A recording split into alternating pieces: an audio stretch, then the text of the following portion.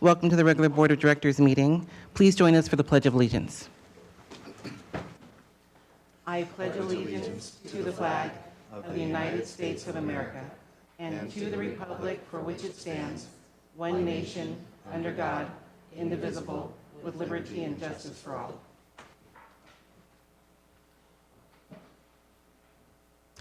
First item on our agenda is to adopt the agenda. Is there a motion?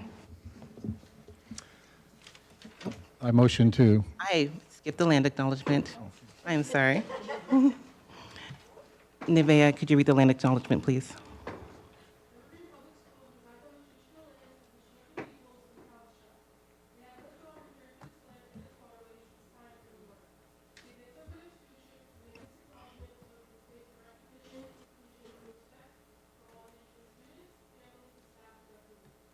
Thank you.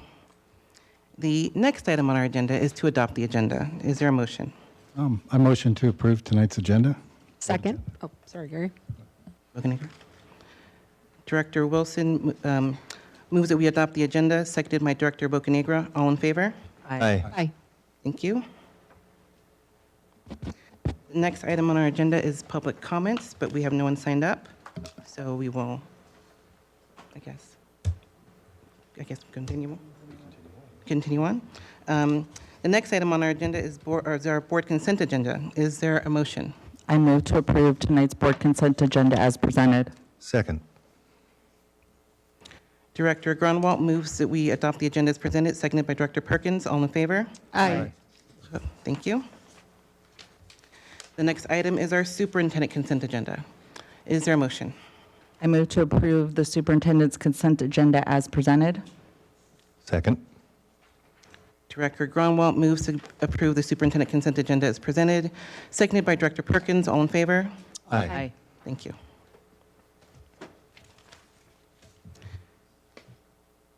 The next item on our agenda is our superintendent report. All right, fantastic. Well, it's been busy since we've come back from spring break, so welcome to the second week after spring break, and lots of things have been happening. I do want to start off with, I'm going to use the operational expectation policies, and I'll name those of the different things I'm going to talk about during my superintendent report today, like I've done in the past. So I'm going to start with OE6, financial administration.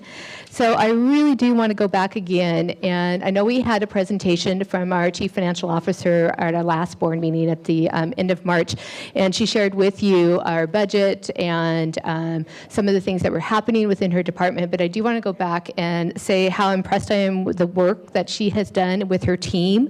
We have another year of clean audits, and I don't know, I mean, that might have been lost in her presentation a little bit because there's lots of other great information and data that she shared, but that is huge for a district our size to be able to have clean audits because the state auditors come in and it is extensive, and it is hours and hours and hours and weeks on end where we have state auditors gathering information and asking questions and us having to provide that evidence and finding that information. So I wanted to acknowledge that.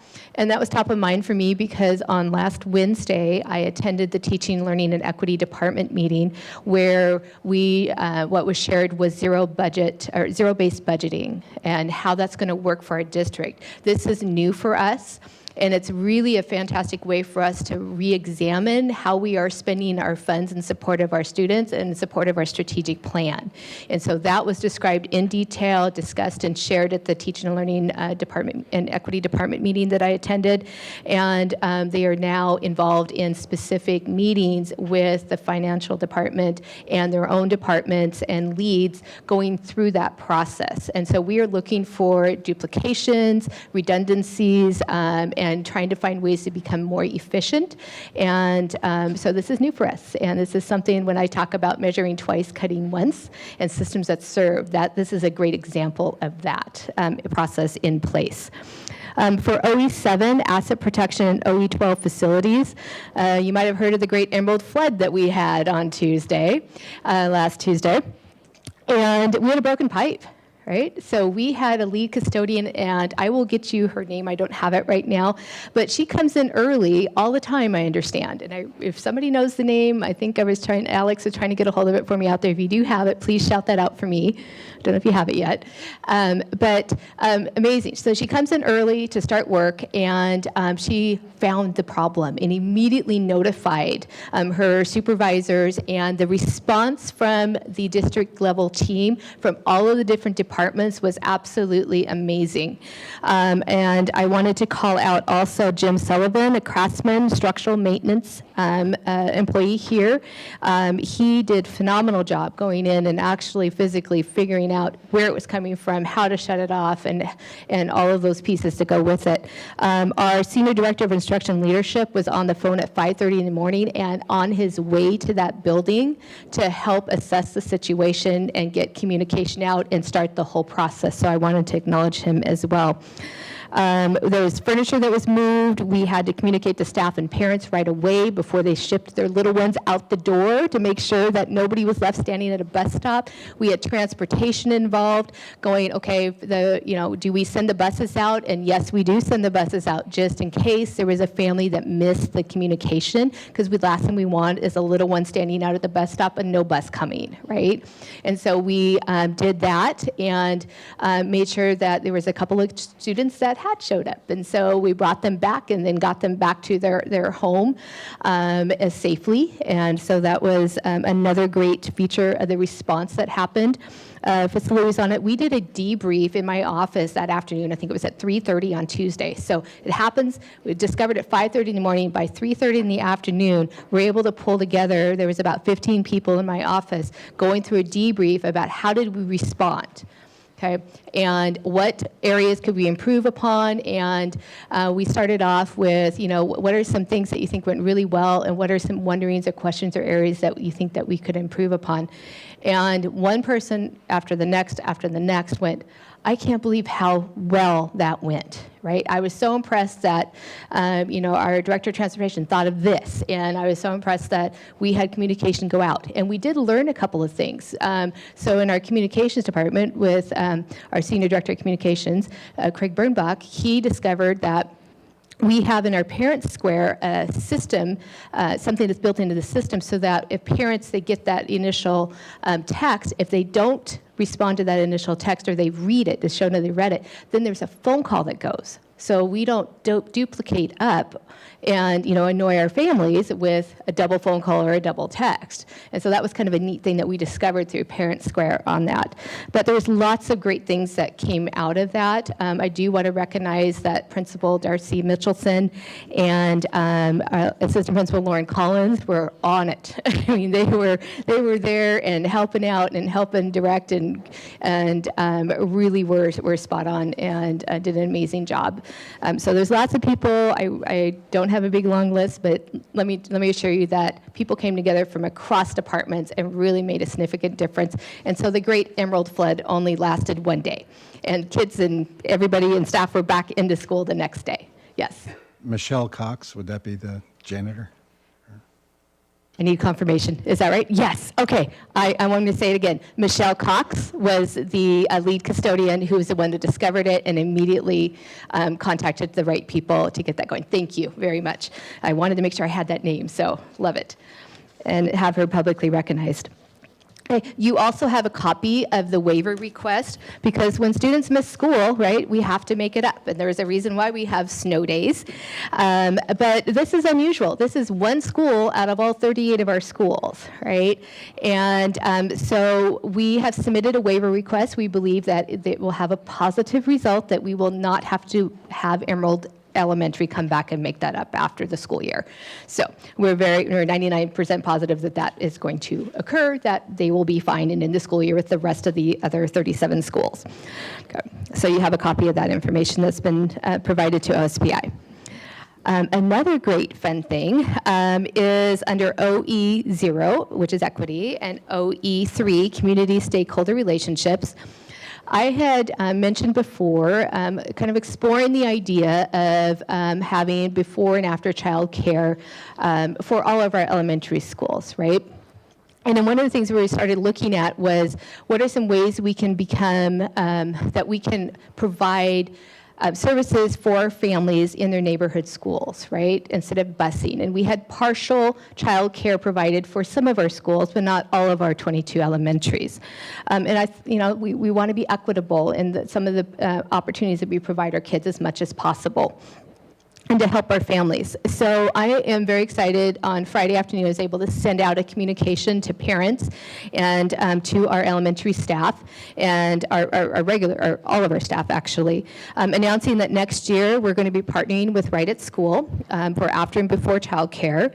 And this is a huge change for us. We have not had that, obviously. We've had a partial opportunities for our families. And the only school that Right at School will not be operating in is Burton, and that is because there is an active Boys and Girls Club partnership there at Burton Elementary. So there is childcare provided through that program.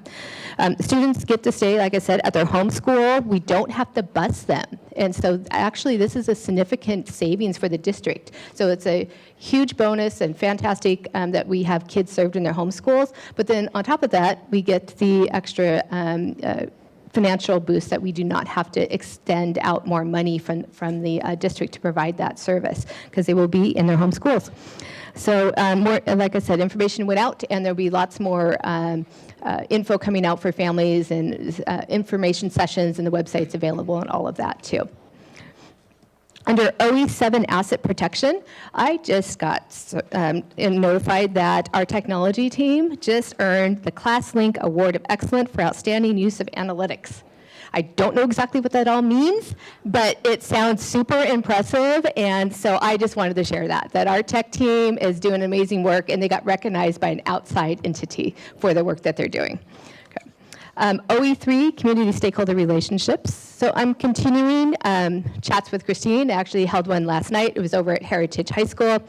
Coffee and conversations are continuing. That's the parents. The chat was with staff. Attending community events, and hosted today the Regional Law Enforcement School Districts meeting. And we'll again host it this coming fall. And that is a group, a school district representatives and superintendents. It's Clark County Sheriff, it is the Vancouver Police Department, and it's ESD 112 and their school safety and security lead for that. And some of the work that's coming out of that is amazing. And right now we are finishing up the first year where we have the same type, everybody knows the same type of response. So remember the videos that were shared for just probably a month or so back around, what's the difference between hold, secure, lockdown, all of that. So we are now speaking the same language. And so that idea came out of that group to say, let's use the same language across CRESA, Vancouver PD, Clark County Sheriff, all the districts, all the surrounding districts. So now we are. And so that is huge that we're able to do that. So that's just one example of some of the great work that's coming out of that group. You'll hear more later on when we talk specifically about safety. I'd like to also share that I was a little disappointed because it's Creature Creations over at Archway. They create and they make, I got to see the production just yesterday when I was over there at Archway, dog treats and cat treats, right? So I was super excited when I was told, hey, there's going to be a story about this, and we're going to post it out on social media, and you have dogs, right?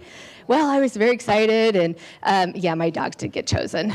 So there's another dog that now has the limelight, Mr. Burnbach's dog. And anyway, so I'm not bitter about that at all. So it is a fantastic story. Please check it out when it comes out on Facebook, even though my dogs aren't featured. And they were very happy customers, by the way. They did enjoy those treats. So out and about at schools, and I know we'll be visiting an elementary school tomorrow. Mr. Wilson, or Director Wilson, and I will be doing that, so we're excited to do that. And again, please check when I have all those classroom visits and school visits out there, and sign yourself up. Love to have you come along. I'd like to end with, on Saturday, I went to the Tiger Invite at Battleground. There were 17 high schools participating. That was huge. The place was packed. And I kept hearing Evergreen over the PA system, right? So, and it was Evergreen boys placed fourth. We had Union girls third and Union boys second in all of this out of the 17 high schools. And it was a great day, not only because I was there as a superintendent and able to walk around and talk to different people, but then I spent some time over at the pole vaulting pit because my son was over there competing as well. So it was lots of fun. I got to be a parent as well on that. Okay, and that wraps up the superintendent report, but let me give you a little bit of highlight of something that's coming in the Teaching, Learning, Equity Department report here. You're going to hear about some of the work around our special education services, right? So as you know, we received the final report from the review that I commissioned on special education services. We got that at the end of February, and so if you take the spring break out, it's been about a month, right? But the work that's been involved and the things that we're starting, I've been very impressed with the people's dedication and their effort and the time that they've spent and the thought they've put into things to try to make sure that we are providing the best service possible for all our students, their families, and the stakeholders around our special education services. So you can hear some of that tonight, and it will be ongoing, and you'll get lots more information from Dr. Fox and Dr. Bennett in a little bit. So that wraps up my superintendent report. Thank you. Thank you. So that brings us to Dr. Fox with our Teaching and Learning and Equity update.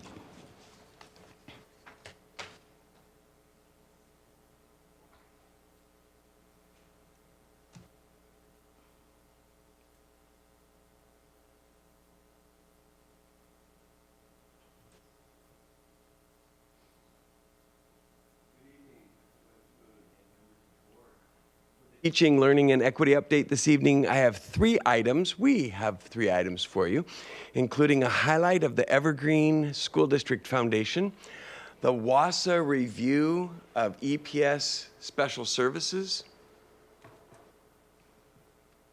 We'll get you there. And then a special services focus on special education staffing that will be presented by Director of Special Services, Dr. Matt Bennett.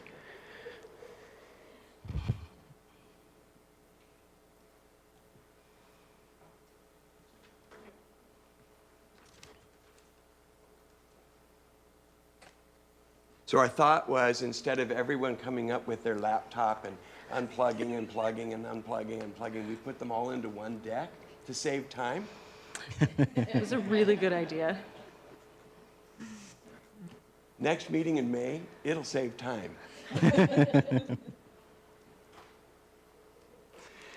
The Evergreen School District Foundation is a nonprofit organization partnering with EPS to bridge the basic needs gap, foster innovative and engaging learning experiences, and maximize opportunities to ensure that all students have access to a world competitive education. The foundation is overseen by an executive team shown here, and we're fortunate this evening to have President Jason Huggins here with us. Jason, will you stand up? We could clap for him right now as well.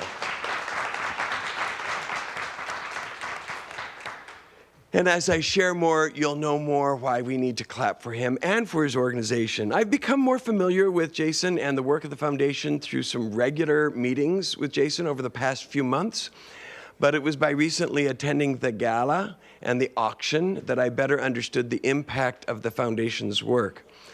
Announced at their board of directors meeting last Tuesday, this year's auction raised over $100,000. However, the auction is just, another place for clapping. I'll learn to pause after all these big numbers that I have on my script. The auction is just one of the many ways that the foundation raises funds. The foundation works in partnership with local businesses and individual donors who share the passion of providing every student with quality education. Their primary revenue sources are individual donations, the annual auction, and other fundraising events. In the last 15 years, the foundation has raised over $147 million for EPS students and staff. I will pause there. That's amazing. That's just amazing. Programs supported include special grants to meet classroom needs, support of the district's pantry program, which provides food and financial aid to families in need, student scholarships, and the Educator of the Year Award. The 2025 Educator of the Year was recognized in the Good News Report at your last board meeting. She was also honored at the gala. Pioneer Elementary School Counselor Nancy Brown spoke, receiving a standing ovation. Also attending the gala were 14 EPS students. These scholarship winners were individually recognized and collectively earned $78,500 to assist with their post-secondary education.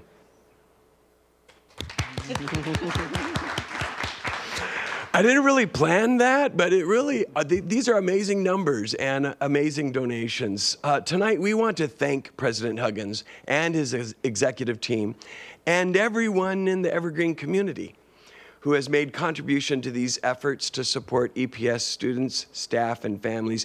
Jason, thank you. Please pass along our thanks to your executive board. And I just wonder if you might want to shake his hand and thank him yourself. Jason, would you be willing to come up and let them do that?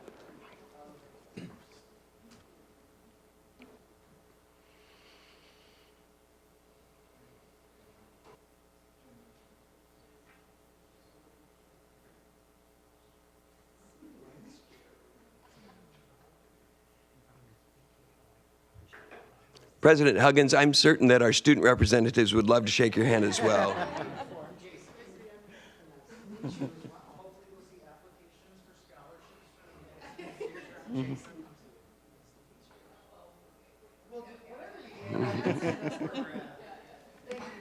Thank you so much for being here. Appreciate it. I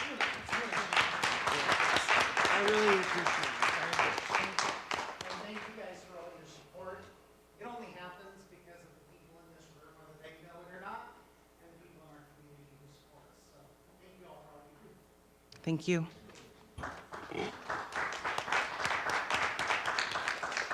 We appreciate the partnership. You may be getting tired of this visual. In the last few board meetings, I've been using this graphic, and I'm going to continue to because so much of the TLE work fits into one of these 5 icons.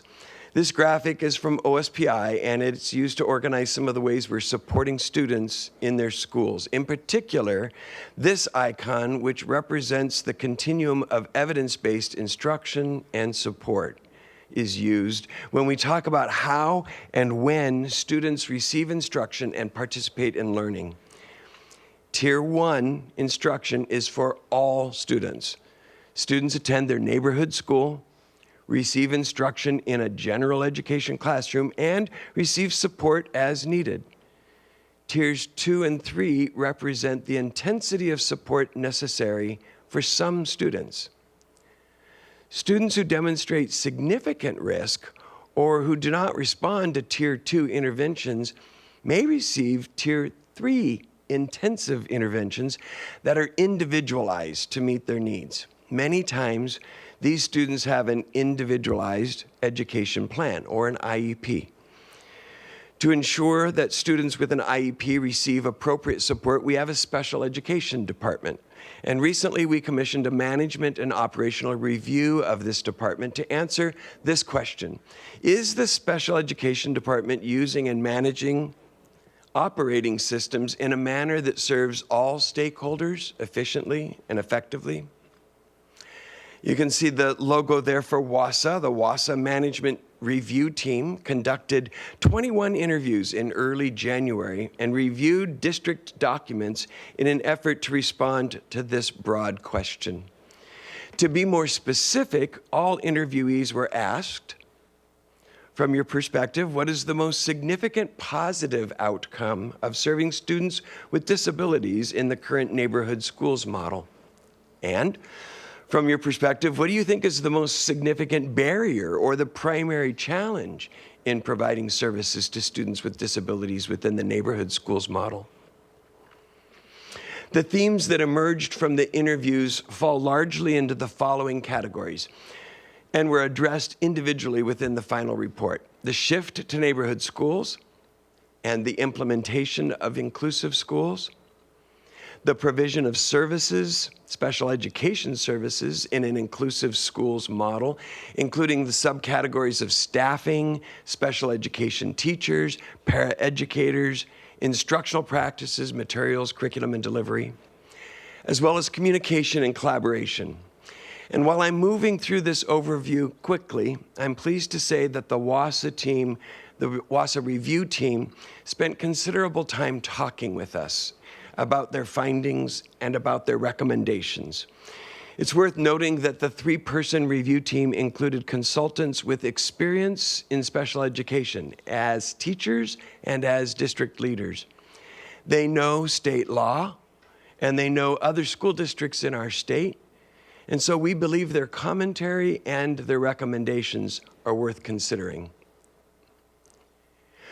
Regarding the shift to neighborhood schools and the implementation of inclusive schools, the recommendation is to develop a plan for fostering district-wide consistency, collaboration, and communication in supporting inclusive practice. It's recommended that we establish a special education department advisory team to initiate this work. In addition, it's recommended that we convene a committee whose purpose is to review and make recommendations on needed instructional materials to meet the needs of an inclusive special education model. They report, quote, evidence-based curriculum and teaching practices are part of the comprehensive array of services that should be available to special education staff to meet the needs of their students, end quote. The WASA team expressed surprise, and some of their strongest recommendations are regarding our staffing model and the staff matrix used to determine staffing. They report, quote, the concept of inclusive schools and the way staffing is currently being determined is incongruous, end quote. Let me provide a quick, simple comparison. Previously, students were identified by a disability and sent to a program housed in various schools across the district where specialists worked with groups of students with the same disability. In the inclusive model, students are invited to attend school within their neighborhood and attend classes with their peers. To support students with an IEP, general education teachers work with special ed teachers to provide the appropriate support in their neighborhood school. Instead of specializing in a specific disability, special education teachers have become generalists in that they work to provide interventions based on individual student needs. This philosophy promotes the idea that each student is a unique learner and requires an individualized education plan. Currently, the staffing model, which is used to determine how much special education staffing, or FTE, is necessary at each school, is based on a student's identified disability. This is a remnant of the previous service delivery model, and it is recommended that we modify this matrix to reflect the inclusive model I just described.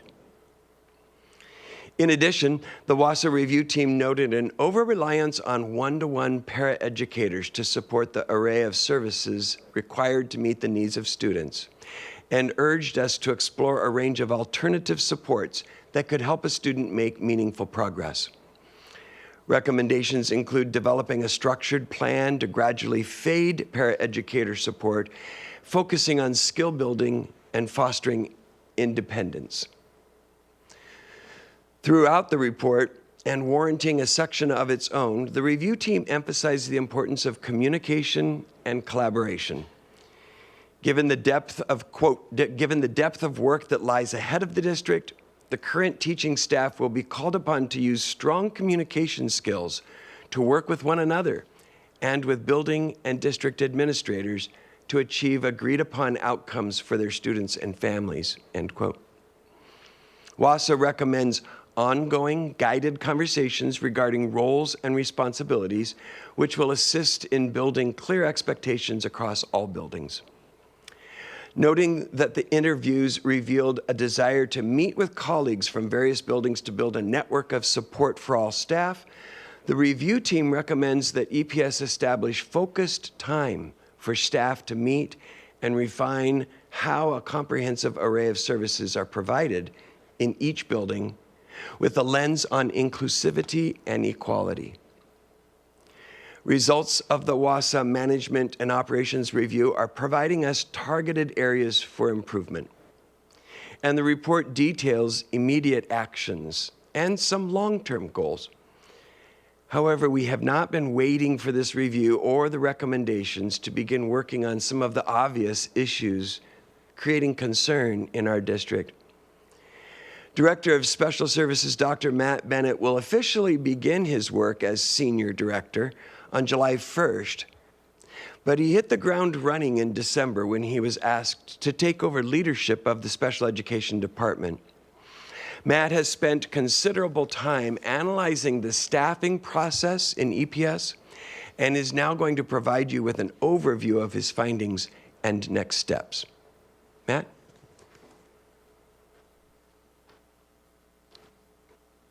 Good evening, Board. Tonight's presentation offers a concise look at our work around special education staffing, what we've learned, what's changed, and where we're headed. Staffing is a foundational piece of ensuring timely, meaningful support for students receiving special education. Getting it right is essential. Let's start with why staffing is so critical. Appropriate staffing, aligned with our service delivery model, is what allows students receiving special education services to get the support they need, when and how they need it. When staffing is insufficient or misaligned, services are delayed, inconsistent, or incomplete. That has a direct impact on student success. Our goal is not just to meet compliance, but to ensure high-quality, equitable outcomes for all learners. In December 2024, a district-wide review revealed that multiple schools were understaffed. That meant services weren't always being delivered on time and, in some cases, not delivered consistently. This wasn't due to a lack of effort. It was a systemic issue related to how we were allocating and forecasting staffing. It signaled the need for a change. We launched a deep data analysis of historical staffing and student needs to develop a proactive model, one that anticipates needs and ensures every building is appropriately staffed throughout the year.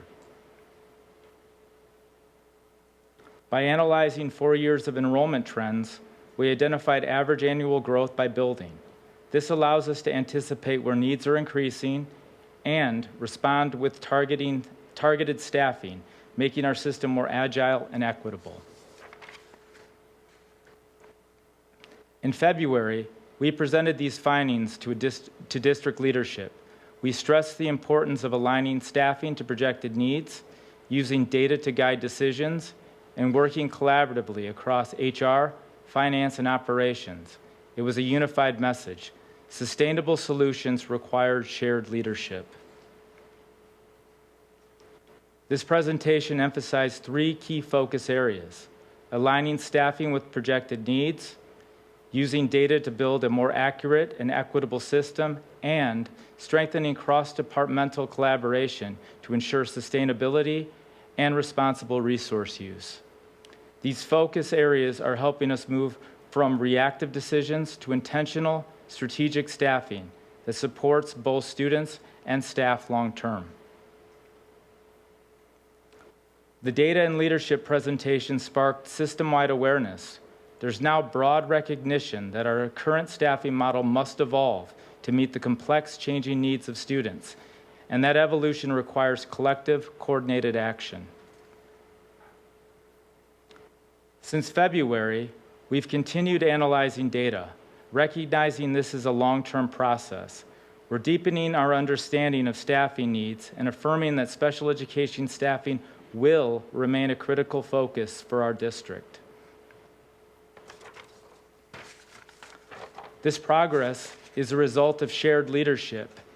Dr. Brian Fox, Bobby Height, Griffin Payton, Alex Shuey, and Todd Karnofsky have all played key roles connecting staffing to instruction, service delivery, and school-level realities.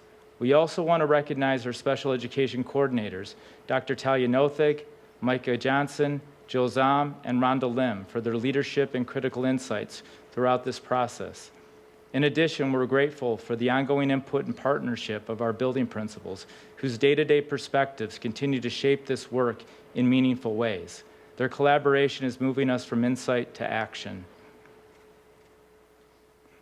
To close, aligned and consistent staffing is the foundation of everything we do in special education. We're committed to building a staffing model that is responsive, sustainable, and equitable. Through proactive planning and collaborative leadership, we're ensuring every student eligible for special education receives the services they are entitled to and deserve. Thank you. Thank you. So this evening, I wanted to thank Jason Huggins and the Evergreen School District Foundation for their efforts and their support. I also wanted to provide a high-level overview of the WASA review prior to you reading the report. Send that to you tomorrow morning. Hopefully, it will give you some context for some of the changes you're learning about in the special education department. A major change beginning in December was an analysis of staffing process, and Dr. Bennett's update on this work should help you see our effort to create a staffing model which accurately reflects each building's actual needs throughout the year.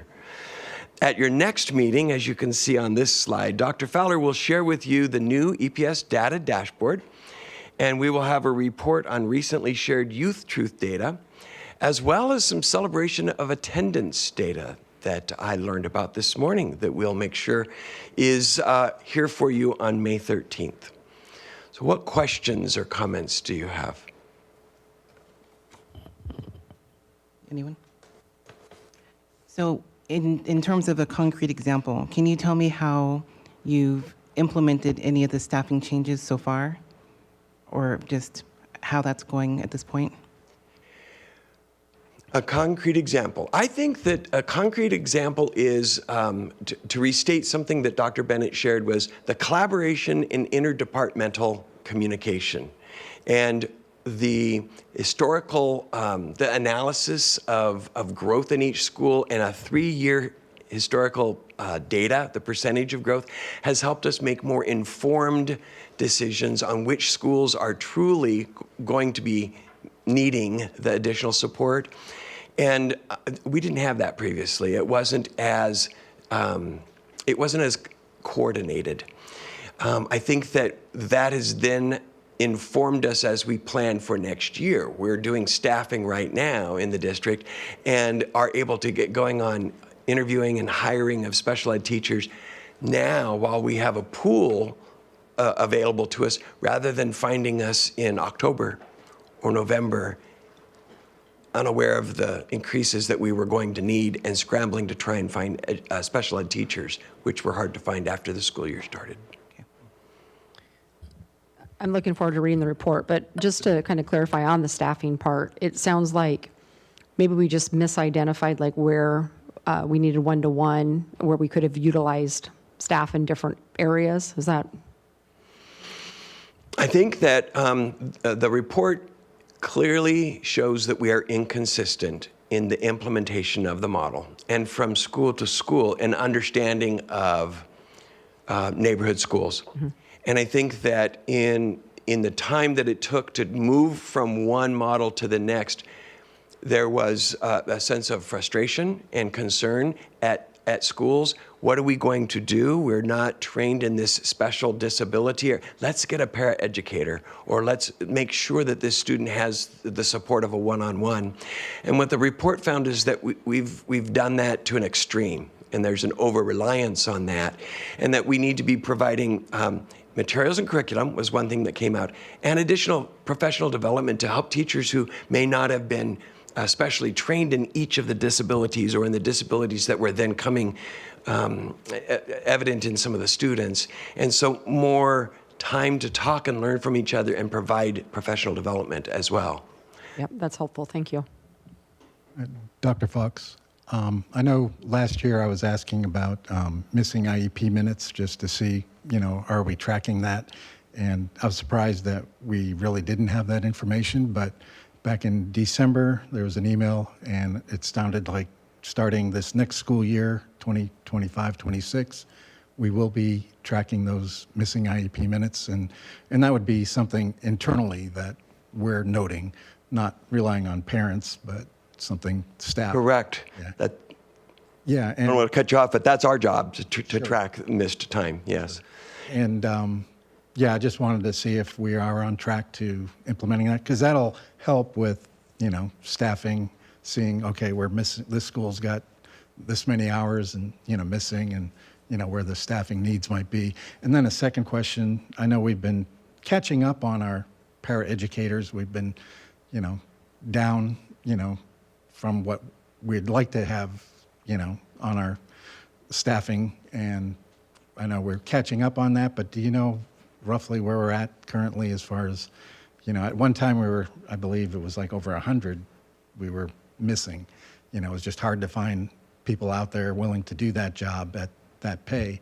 But do you know, maybe just, you can maybe email me just where we're at as far as how many open positions we're currently down in that. Yes, let me answer your first question with 2 responses and then remind me to answer your second question.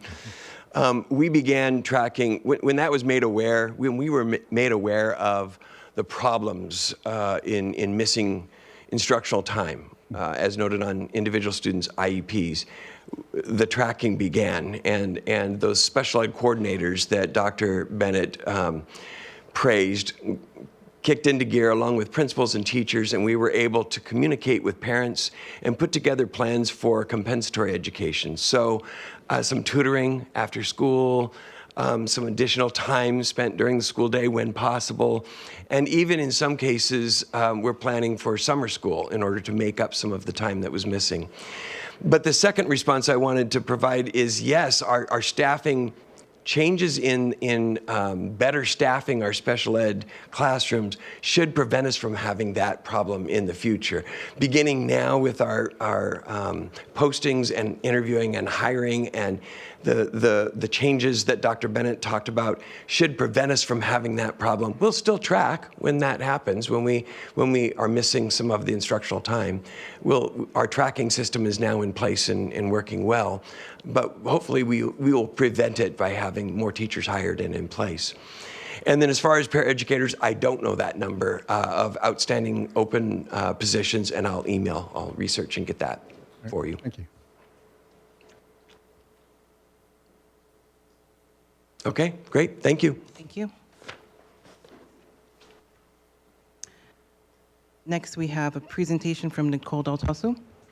Do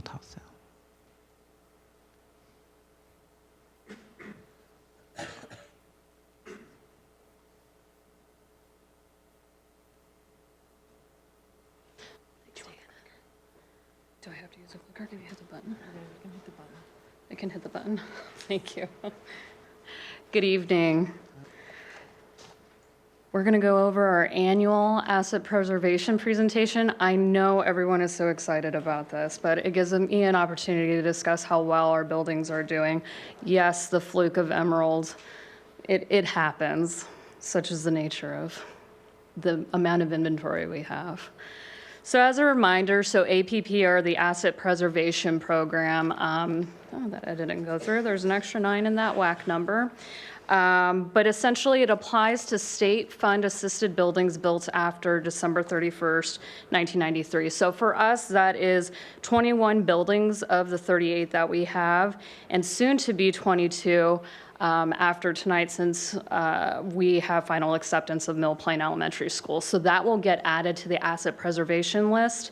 And from the acceptance, so in this year, 2025, we'll do annual inspections of it, and then every 6 years, per the requirement, it will undergo a certified third-party assessor, and those updates then go into ICOS, which is the Inventory and Condition of Schools, and the results are obviously presented to the school board.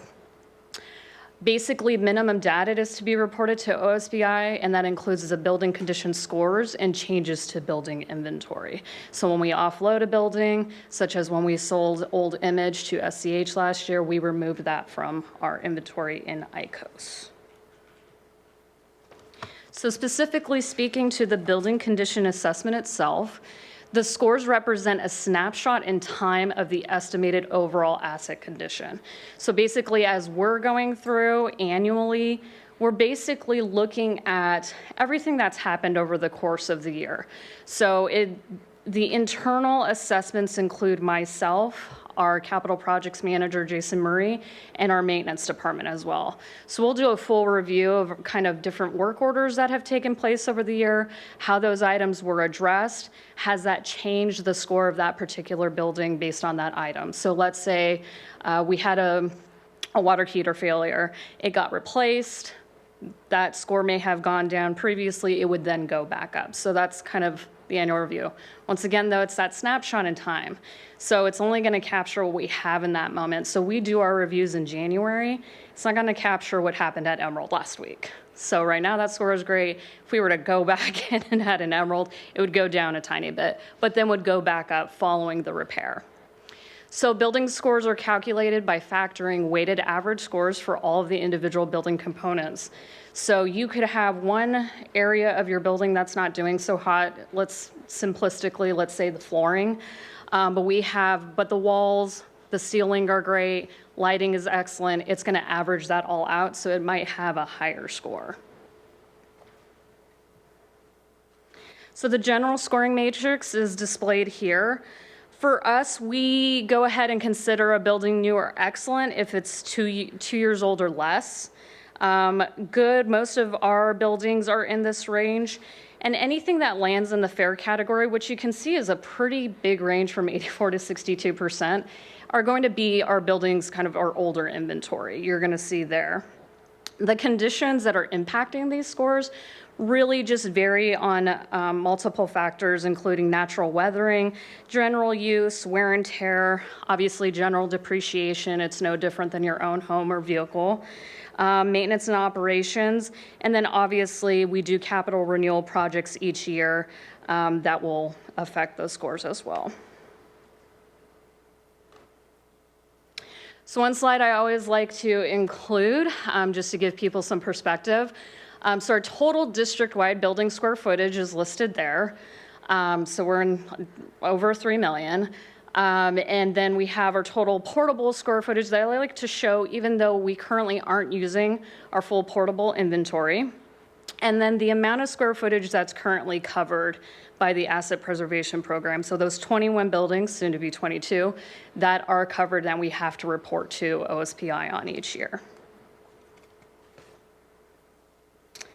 And now I will unveil the scores. You have already seen these and the full 269-page report.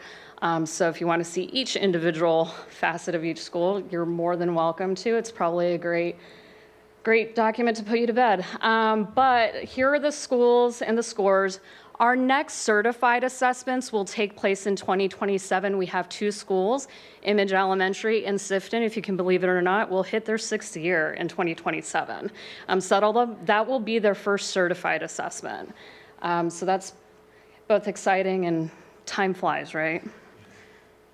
Here are the remainder of the scores.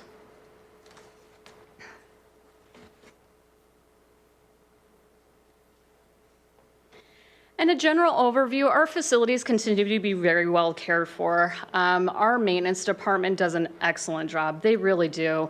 Like Christine said, their response to Emerald was case in point.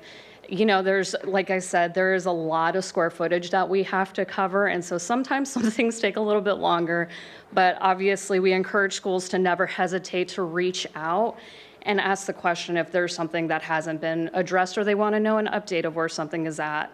In addition to that, we do have an excellent job of our capital renewal projects each summer and tracking that. So we were asked to look at just like a 5-year projection on our projects. We're tracking 7 years out because it's easier for us to plan to get an idea of how much is really going to happen each year and the approximate cost of what that's going to look like as well. So speaking of capital renewal projects, I thought it'd be good to just overview some of the projects that will be taking place this summer. So every year we do gym floor coatings at all of our secondary gyms. It's always a fun coordination with the schools because our gyms are widely utilized over the summertime. But those get done, and ABM performs that for us. We have a regular schedule for parking lot sealing and also repair. So those locations, and as you can see, we use codes for our schools, and it's the first 3 letters unless it's a high school. So those are the locations up there. War is warehouse. Masonry Steeler will also be doing interior painting at Columbia Valley, Covington, and Union, which is going to be a big one. We have carpet replacement at Covington, which I got a pitch on that one. Covington currently has carpet in their corridors. It's one of our only middle schools and actual schools that really has carpet in the corridors outside of elementary. When you think about the foot traffic, you can only imagine what those carpets look like. We're actually going to be converting that to a floor, like flooring tile. So that is going to help so much. I know the admin are very excited about that, and the students are too, because we actually surveyed the students to determine what colors and what design that will look like. So that was really fun to kind of get them involved with that process. We'll be doing a fire panel replacement at Fisher's Landing because, believe it or not, those fire panels expire and they stop working eventually, and we obviously need a fire panel. We're doing heat detector replacements at the locations listed. And elevator card readers are being added at Covington. It is the only middle school that doesn't have card readers on their elevators. And we'll be replacing boilers at Chehala, which I will actually overview momentarily. Some larger capital projects. We will be doing the Evergreen High School Kitchen and Commons tenant improvement. And that will kind of start in the summer. We'll be actually going out to bid here shortly and go into the fall. And I'll show you some photos of that. In addition to that, we will also be doing the Union High School. We'll be replacing all the rooftop units on each building. We'll be doing some HVAC controls, some boilers, and all of the lighting will be upgraded to LED. So not only will we be addressing the HVAC was end of life, well, actually all this work will be getting us into compliance with the Clean Buildings Performance Standard. So Union High School is a school that is over 220,000 square feet, and those locations are all set to be in compliance by June 1st of 2026, so we will be ready to go. In addition to that, we are working with Cascadia Technical Academy to do a 100 building replacement. We're currently in pre-design. We actually finished pre-design last Friday. We received our deliverable from LSW Architects, who is the architect on the project, and we're entering into schematic design. Skill centers are funded differently than regular K-12 buildings, and so their construction process is weird. So pre-design to them includes schematic design, and then their construction portion starts at design development through the end of construction closeout, which is interesting. So they'll know if they're funded for the actual project for the construction portion of it after the legislative session concludes. The Evergreen High School project is funded by the federal USDA funds that are required to be spent by the Nutrition Services Program, and the Union High School work is funded by the Capital Funds Program. So I wanted to show some renderings of the Evergreen High School Kitchen and Commons Improvement Project. So this is the servery and the kitchen. So it's a complete remodel of the kitchen. It's pretty exciting for them. They're taking advantage of kind of more of the space. And if you notice, it mirrors what Mountain View High School looks like.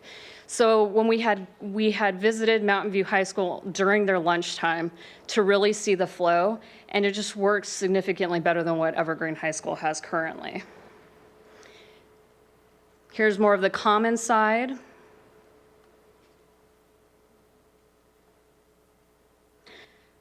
Adding some more of the natural wood elements. We also did some student engagement on this project too, and a lot of the students were definitely pulled to that more natural greenery, kind of calming, but also a demand for more lighting for sure.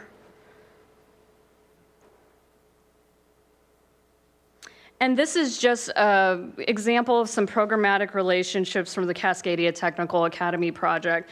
So in pre-design, we do what we call bubble diagrams. And it's basically just showing the relationship between the main shop, what an outside work area would be if you had restrooms, offices, and classrooms. The example you're seeing here is for diesel technology, but we did one for every single space that is included in the 100 building, which for the 100 building houses diesel, automotive, criminal justice, and the construction program. So a pretty unique conglomerate of programs there, and it's been actually quite fun working and doing the pre-design process, which includes a ton of collaboration with students and teachers and just kind of developing what it could be. So now from that, like I mentioned, we'll move into the schematic design process where we actually start to see drawings of moving basically from that and creating it into an actual drawing and seeing what it could be like. And that concludes that. Are there any questions on that portion?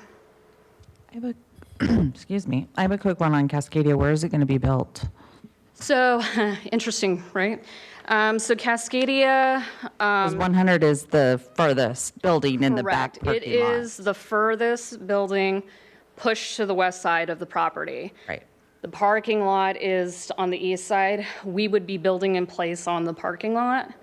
We have to keep the existing 100 building open and occupied. So it's going to be quite the squeeze, but it is possible. So we're currently working on getting our geotech out there to really sample those areas and survey to really see, can we actually squeeze this bad boy in there? I am confident that we can, and LSW architects and our structural engineers and our civil engineers are pretty confident as well. So it will be, as you have seen with most construction that takes place when the building is still occupied, it will be a coordination effort, especially on the parking side. So we're already discussing, hey, how can we do some temporary parking, maybe in the grassy field, to absolutely address that for the students and staff. So that's kind of where we're proposing at this point. Well, yeah, because they also have the fire exit at the end of that. Exactly. So. Yep. So we'll have to keep a loop. Okay. It'll be there. It'll be fine. Thanks, Nicole. And what would be the timeline for that? If we get approved, so if they get approved funding, our schematic design process will go through the beginning of August. We will continue on, basically. So we would probably, we haven't actually scheduled out beyond that point because we don't know if we're funded yet. But I would imagine we would kick off summer of 2026. You mentioned that school year will have the parking problems you predicted then. Yeah. Well, I'm just trying to think, we talked about bringing Region 6 to the culinary program for WASDA Region 6 meeting next year, and there will need to be parking for that. Well, there or that another school time. and just have the culinary students cater it wherever we're at. That would work too. And Nicole, on the report, everything was like basically 80% or better, all the buildings. And there was one outlier, Union Building 300. Do you know what the issue might be there? I'd have to look specifically at the details within the detailed report, but I'd be happy to look at that and get back to you. Yeah. And thank you for your answers to the Mountain View building commissioning report. That Absolutely. was on the consent agenda. Thanks. You're so welcome. I just want to, I guess, commend everybody, because some of these buildings are 30 years old now. Pioneer Elementary is 30 years old, and still in the shape that it's in is worth praise. Thank you for the hard work that you and everyone has done. Absolutely. Thank you. I'll definitely extend that to maintenance too, because they're the ones that are really, they're doing the day-to-day. So we get the bigger stuff in facilities. Any other questions? Thank you. Thank you. You were going to do the informational item too, though? Yes. So I'm going to stay up here because I also submitted an informational item in regards to our Clean Buildings Performance Standard. So we had originally come to the board, I think back in July, for the first informational item, and that was for the Union High School work. This one is to add in Chehalis Middle School boilers. And the reason for that is, and why we didn't have it before when we were coming in for the Union High School stuff, is we, over probably mid-school year, we discovered that Chehalis had a failing boiler. And so we were like, okay, we'll just buy a new boiler. Well, not so simple, because they're so outdated and original to the school that you can't actually acquire that same boiler anymore. Putting in a brand new boiler alongside the existing, because there's still one more boiler there, they're not going to speak to each other, if you will. So we went ahead and decided, hey, we have an opportunity to go ahead and just scoop this into our clean building stuff. So we have an existing contract with Department of Enterprise Services. And so we can put that work into there and then go directly to an energy services contractor or an ESCO, which we've been working with Willdan Energy, and get that work done for a much, basically it'll be faster. We save monies on project management because we're kind of looping it into that same phase. So the informational item is basically to just make the board and the district aware that we are going to be looping that in. We will then receive an amended investment grade audit report and energy services proposal, which will detail the actual cost of that. So it'll basically get looped into the existing one with Union High School that you've already seen and approved. Once that is approved, then we will then amend the contract that we have with Department of Enterprise Services. So you'll see both of these set of documents in the upcoming board meetings. Are there any questions on that one? No. Not specifically on that one, but I wonder if you could just share the status of the music room expansions that are taking place. I think it's Heritage and Union, right? Union and Evergreen. Evergreen. Thank you for Yes. the correction. So we are actually so close. We actually have final inspection for temporary certificate of occupancy at Evergreen High School tomorrow. So assuming that all goes well and we get our clearance from the city, we should be able to have that building turned, or that portion of the building, the addition, turned over to us on Monday. So that's pretty exciting for Evergreen. Union High School, we were on the same schedule, but the city did not accept our sprinkler test that we did over spring break. They want us to do it again. So we're back to getting that scheduled. It's an item and a test that we have to do either right before school or on a weekend, because we are obviously scheduling around students and staff and events and all the fun stuff. So we'll be getting that scheduled. And so Union, we're probably maybe a couple more weeks off, depending on how that all goes. But they look absolutely beautiful, and when they are ready to go, I'm be happy to take you all to go see them. I really look forward to that. Yeah, they turned out really, really nice. Any other questions? Thank you very much. Yes, thank you so much. Next item on our agenda is our student board representative report. Turn it over to our student reps. Do you want the clicker? Or do you just want to? Okay. But if you put that up here, yeah. And then just make sure you speak into the microphone so everybody can hear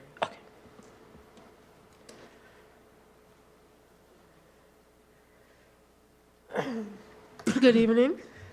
Good evening. Tonight, me and one of the other student advisory committee members, Suhaib Kadus.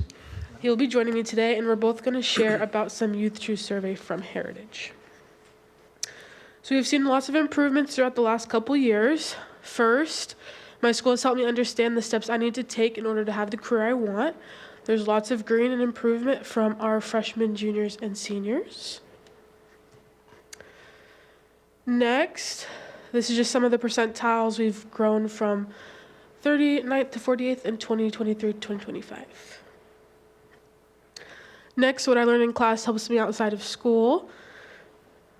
We see growth in every grade level, especially from 2023 to 2025. I think we're kind of getting the vision, lots of green. Again, this is all of our scores from all the categories. engagement, culture, etc. And we've seen a lot of change. And the reasons behind the improvement. Explanatory student leaders, for example, we have ASB, which stands for Associate Student Body, which in other schools call it leadership, ASB, we call ASB. Clubs, multiple athletic programs, and a dual language program, and more. Taking to heat the idea of the big three to heart. At Heritage, we are encouraged to find 3 staff that we can go for any questions and support. For example, my big 3 are, I would say, Philip Scamelhorn, Ms. Bledsoe, and Mr. Christophilus. Join the pack, messaging from day 1. High percentage of T-Wolves are involved in multiple activities, a stat we take great pride in. Number 4, a collective teacher effort to nudge students in the margins towards learning goals and a sense of belonging. Number 5, hard-working student management and security team with heart. Number 6, securely pass. More kids in class, more of the time has school feeling safer. Number 7, great restorative and relational work at the re-entry program, equipping students to return to school with a stronger behavioral skills. We're excited to see the improvement in our school community, and we know that all the schools are working to make similar improvements. Do you have any questions we can answer or anything else you want to address? First off, thank you very much. What is a Securely Pass? So we basically get this app on our phones, and before we have to go to the bathroom, go get water, we have to put the teacher's room we're coming from and then where we're going in the building, and it goes to all of security as well as our teachers, and they have to accept it for us to go. Can you explain number 5 a little bit, like the hardworking student management? Is that like students that are working with the security team? Is there a program in place? No, just us working hard in class, outside of class, during our activities and just things like that. Yeah.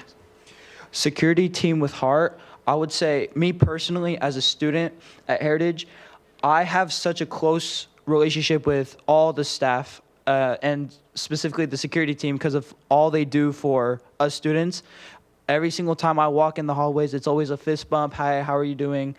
And I feel like a lot of our students are really close with security too because they always want to make sure our school is safe and just overall safe environment where they could talk about anything. And that's basically what I say with security team with heart. Thank you. I love seeing all the improvements. I know it takes a great deal of work and student leaders like yourself to make sure that that's happening throughout the school. So thank you both very much. Any other questions?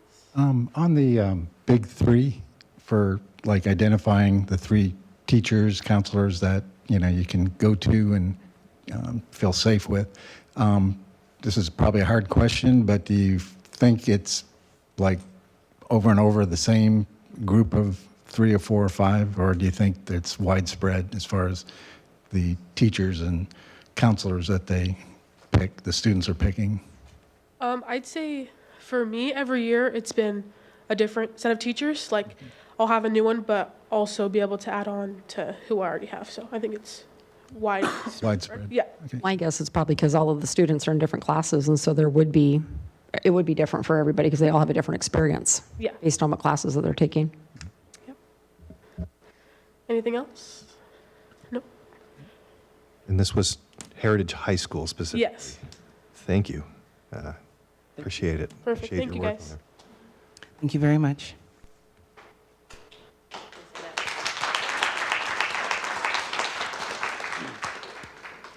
Next up, we have Craig Birnbach with our Good News Report.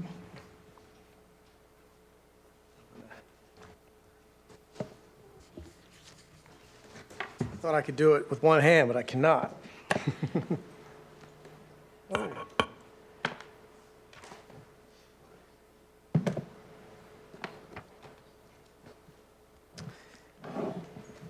Good evening, Board of Directors and Dr. Maloney.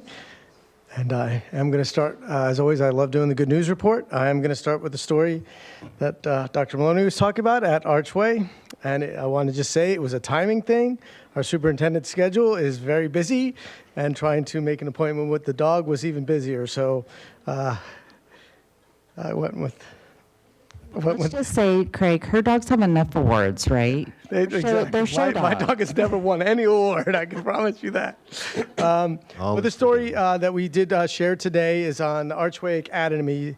Students are in the pet treat business. And I know many of us here do know that, that Archway students, they sell pet treats. Mostly dog treats, but they are making cat treats now and others. But the program, Creature Creations, has really grown into almost an entire business for the students. Not only do they make them from scratch, then bake them, and then package them, they also now, they market them. They have a website, they do marketing flyers, and the students, some students work on that. And then this year they added delivering. So there are students and volunteers that they have to map it out on city buses to get on the buses to find the schools that are on bus routes. All of our schools now are able to purchase outside people as well, but all our schools have it set up, and the school and the staff wanted to say thank you to Fiscal Services because they helped work with them on that, and CTE obviously also supports this program. These are worksite experiences. Everybody at Archway has to have a worksite experience.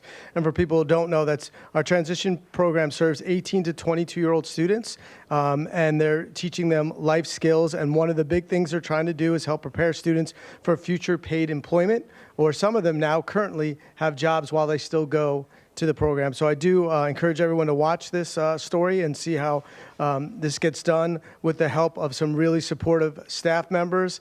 One teacher, Nora, who kind of started it, and now she says she's handed it off to Josh, paraeducator, who has really taken it to another level. So it's really great program, and the dogs do love the treats. Last week, Columbia Valley Elementary School hosted Science on Wheels. This is a traveling exhibit from the Pacific Science Center in Seattle. And it starts out in the morning with an all-school assembly where people from the Pacific Science Center show the entire school some experiments and talk about science and STEM. And then it's an all-day experience. So in the library, you could see the pictures here of all these interactive experiences where students were learning about magnets, about gravity, and other things that I don't understand. And they were really enjoying them. And the students really do get to do these on their own. There are staff and volunteers there, but the experience are set up where the students can do it themselves and kind of learn, and they do it together. So you hear them kind of like talking about, you know, oh no, we got to do this, or we got to do that. And then also in the gym, one of the educators from the Pacific Science Center does additional lessons. This one there that I captured was about hearing. So this is the second year they've had that. And I want to make sure to give a special recognition to Columbia Valley's parent organization that helped solidify getting this group there. Over at Ellsworth Elementary School, yep, this is at Ellsworth Elementary School. As you can see these pictures, this is the Jungle Book play they put on. They have a new staff member there, Mr. Cumming, who worked with staff and families to help build this beautiful set that was in the gym. And the fifth graders performed, and it was really cool. During the day, they had what they called a dress rehearsal, which was an entire performance assembly for the school before they had their prime time performance for families at night. Just really, really beautiful. Aaron Wintersong, who is our best photographer, took these pictures and really able to share the colors and what existed there. York Elementary School, just one of our many schools that do this wonderful, they do a book parade kind of thing where you dress up as your favorite book character, and Principal Dawn Harris got in the act there and had a twin. Illy Elementary School had a talent show, and all our talent shows are great. I will say that. I've been to quite a few. I have to say that this was one of the most amazing talent show experiences I've ever seen at elementary school. They had mimes. You could see that one girl's face as she's watching. She was watching this young man here doing the dice stacking thing with a cup. I've never seen anything like it. He was absolutely amazing. They had vaudeville acts. They had dance, comedy. A very impressive talent show there. Sunset Elementary School had the Pegasus Puppet Theater come and perform for their students. They really, really enjoyed it. Some special recognitions. Legacy High School has students learning how to do ceramics, and they had a ceramic showdown at Battleground High School where they competed. Don't ask me how you judge ceramics. I don't know. And I also don't know what a coil competition is, but I do know that Legacy is awesome at it. They finished second place, so I didn't research that. And finally, of course, good news would not be complete without talking and bragging about one of our music programs and Heritage High School. Yay, Heritage. Their vocal jazz ensemble took first place and got the most outstanding ensemble award at the Commencement Bay Jazz Festival, and we do have a recording of that of their performance. Any questions? Were you going to play the recording? I was not, but Okay. you could do it. Yeah. It's long. It's on the YouTube channel to Yes, listen to. and the video too. Yep. Thank you. We need to get the link to how we get these dog treats. So if you watch the story, there's a QR code. All right. You can also find it on the Archway website. On the top thing, they have Creature Creations as a subpage for them. Thank you. Next item on our agenda is board comments. I will, because we don't have a workshop, I will say that for calendaring purposes, I've passed along to everybody a list of all the things we have coming up. We are very, very busy. There's also a list of all the exciting graduations coming up, but we also have a couple of meetings that we need to schedule. Lori has sent out a doodle poll for us to fill out, just to make sure that we can get what the last date nailed down. But just please go over this, and if you have any questions, let me know. Anyone else? Just two things. I just want to follow up on the foundation gala. It was a really nicely done event. I was able to attend, and it was fun to see so many students and families there, and seemed like everybody had a really good time, and it sounds like they had a successful night raising money. And then also, Director Wilson and I will be at Evergreen High School tomorrow morning to do breakfast with the board, so I'm excited for that. Should I start talking? I don't have anything. I noticed the Emerald flood while I was driving past to another engagement, separate from anything else, having to do with the schools. And because that school is within short walking distance of my house, I dropped by just to see how they were doing. And I was as equally impressed as you are with the way that everybody came together to make sure that kids could get back in school the very next day. I met Michelle, and she's hoping to be treated well for coming in so early, and I can't imagine that she won't be. She's a great asset and contributor to the school environment. Marty from facilities, what's his last name? Marty Madrietti. He took me aside and we got into a technical discussion outside the school about what it was that broke and what they were doing to fix and prevent and so forth. And I appreciate his efforts to make sure that I understand what went on. But while there, they were very busy, and everybody was there that needed to be there, and the people who needed to come back in to Darcy Mitchelson was calling teachers back in so that they could talk about what it is they needed for their classroom on the next day. And she's the type of person who she never puts on a dog and pony show. So I was seeing the real thing going on and the work that they were doing. And again, praise for efforts and just gratitude for the way that they pay attention to the environment that they're preparing for our kids. Surprisingly, not a lot of instructional materials were damaged, and so that was fortunate too. And it's just really happy to see things working on all cylinders like that in a great school. She did ask questions about the waiver, which you answered tonight and showed us. And here's hoping OSPI agrees. And that's about it for Emerald for me. I also have a legislative update, and maybe to supplement this, could you forward the note that Mr. Gomboski sent? Yes. to the whole board so you can see where we are. And as I had that ready and getting it out, what we find is that a lot of bills have passed, a lot of policy bills that didn't really have a cost and weren't necessary to implement the budget have either passed or failed. And there are 2 bills remaining on special education and MSOC funding.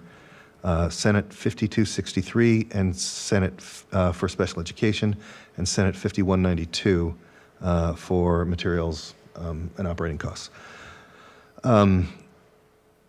The optimism we might have felt about very large increases in the special education funding multipliers have been pulled back, which one really expects during a legislative session, is that it is always a back and forth. And the legislature right now is in the, I guess, the 14 or 11-day period where they're talking budget. And a lot of that just happens behind closed doors after all the other bills have passed. 5263 is scheduled on the House floor for a vote. Exactly when that happens is, it's a very fast-moving couple of days when they do their floor votes.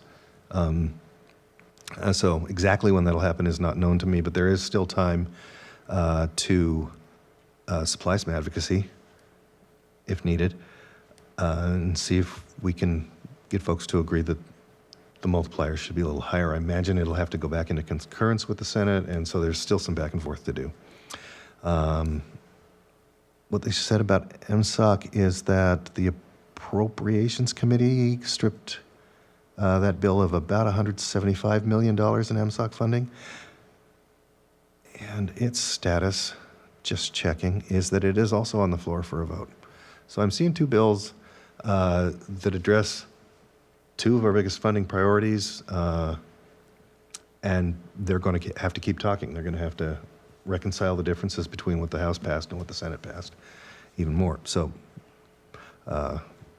more to come along those lines. The rest of the board should have the email that I had forwarded to Director Perkins. You should have that now.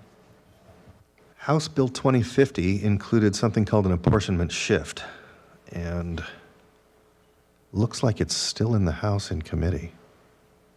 But there is, that doesn't mean that it won't happen, because it can be easily placed into the budget bill. But it could change the funding that gets delivered to us and cause some cash flow concerns and problems if we're not careful and don't plan for it. This is done by, just help me out if I miss detail here, but this is, what they're doing is that they're loading more of the funding into June, July, and August, rather than apportioning it out in equal monthly installments, which lets them put that spending into next year instead of this year, and it makes the budget look better. Washington budgets have to balance, so it's one of the things that they've done in the past, I think going all the way back to like the Great Recession and stuff, is that they've moved funding so that a bigger chunk of it comes in July and August than in the months where we actually need it. So we'll have to maintain our savings and so forth there, and just pay attention to that.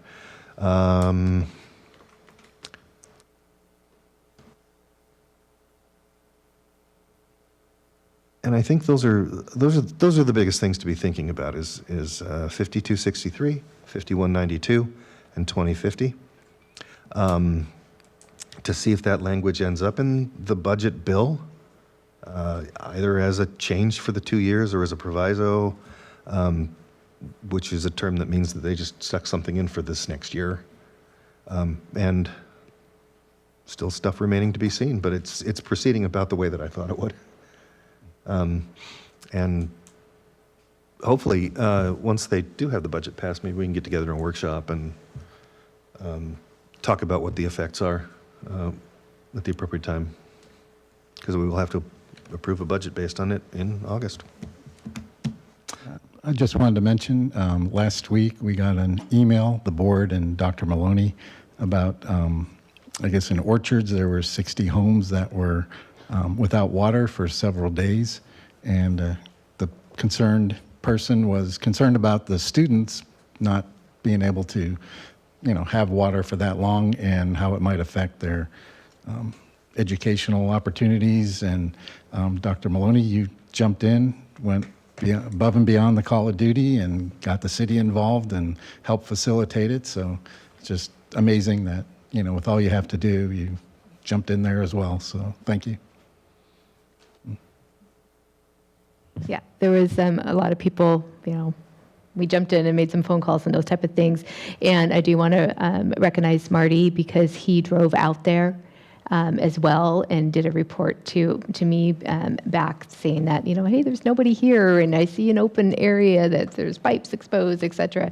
And so and he was also making phone calls as well. So there was several people that helped and some entities that jumped in, and so they got their water back. So that was great. Yeah. Now we know what to do if there's a water issue. Call the superintendent. And that was two water issues within 7 days, and with good outcomes both times. All right. I want to thank our community members for coming and joining us tonight. I see that we have a former student board representative visiting us.